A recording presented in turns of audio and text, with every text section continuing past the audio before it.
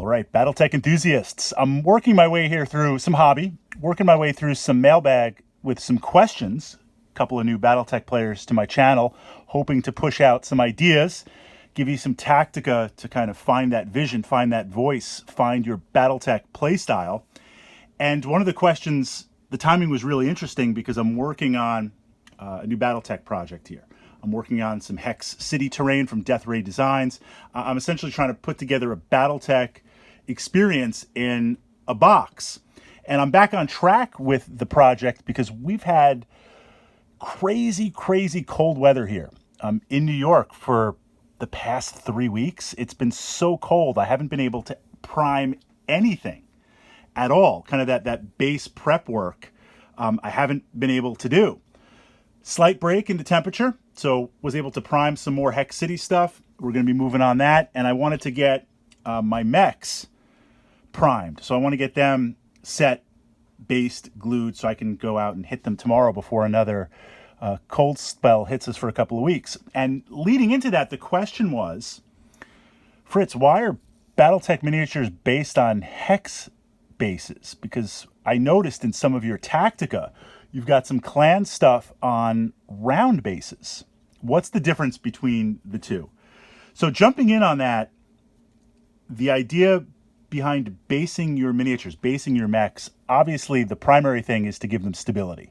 So when you bump into the table, which it's going to happen, you're going to bump into the table, someone else is, you're reaching over, things don't fall over and get displaced. And even with bases, if you bump the table enough, the mechs will move, pieces will move, but it's not as bad because you've got some hex maps. I've got my Battletech map back here with the hexes. If things move a little bit, you always kind of know what hex that you're in. So from that perspective, that's why we see bases on all wargaming miniatures. But Battletech is kind of unique with the hex bases, and then we'll talk about deviating for a second, because they're going to show the facing in Battletech. And let's see, can I balance? So many mechs, so many favorite mechs here. Just trying to pick a few out. Let's take the Battlemaster. Let's stand a few up, and then we'll zoom down on eye level. And these are the Death Ray Designs hex packs that I decided to base them on. And we'll talk about the looks in a second. The primary thing is if I bump that table, that Banshee's going to fall right over. The Battlemaster and the Hunchback, they're going to stay up. But what's vital in Battletech is facing, because when you shoot a mech straight on, it has a chance to hit the left side, the right side, or the center. If you're coming out here on the left side, then there's an increased chance of it hitting on the left side, the center. The right side is almost protected. On a side note, Tactica, there's a term, blading, or positioning your mech, meaning if we're shooting at this Battlemaster and it's taken a lot of damage, and my left side is into internals and there's some ammo in there or a weapon system in there, then maybe as I move, I want to face actually to the right. So this way, most of the attacks will come in on the left. So there's Tactica in terms of facing, how it relates to your mech, what you can hit. It's very important. Likewise, on the shooting side, Battletech is WYSIWYG. What you see is what you get in terms of the weapons. So the Battlemaster's got the PPC. It's got the lasers. You know, Hunchy's got the lasers in the arm. It's got that autocannon 20. Banshee's got the autocannon. Banshee's got the PPC. The facing of what you can hit.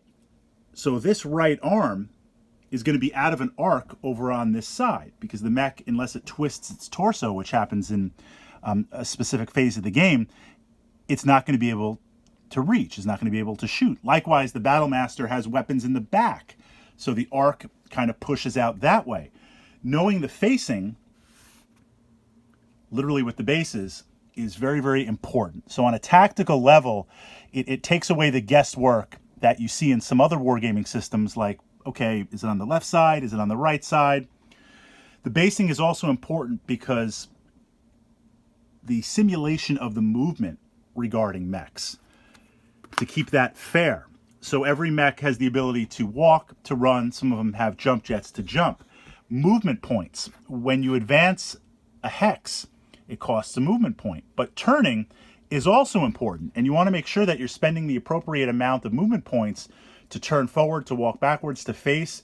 So being able to physically pivot and move the mech on the hex, it keeps everything fair for all of the players.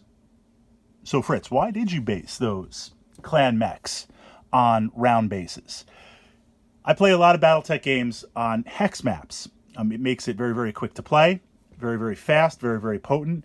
But there are also a number of Battletech games that I will play on a more traditional wargaming table, kind of an open wargaming table. And with that, the basing is more about blending in with the table.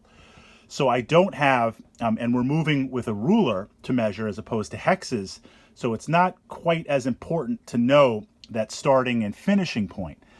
That's kind of a house rule type thing. It's something that I decided to do with the clan mechs just for the presentation. My other clan mechs are based traditionally on hexes. Would I recommend it? I wouldn't. You know, it was something that I did for a 2 stars just to have it really blend in on the table.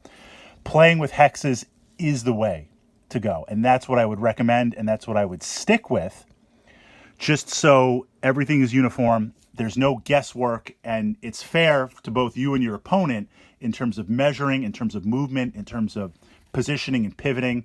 That's the reason why we're playing with hex bases as opposed to round bases or no bases.